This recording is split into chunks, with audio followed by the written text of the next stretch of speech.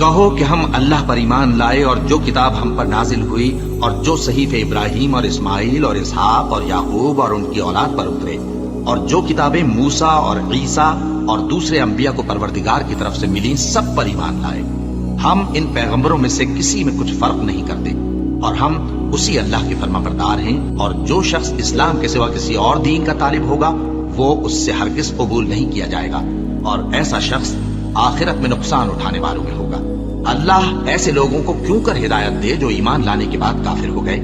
اور پہلے اس بات کی گواہی دے چکے کہ یہ پیغمبر برحق ہے اور ان کے پاس دلائل بھی آ گئے، اور اللہ بے انصافوں کو ہدایت نہیں دیتا۔ ان لوگوں کی سزا یہ ہے کہ ان پر اللہ کی اور فرشتوں کی اور انسانوں کی سب کی لعنت ہے،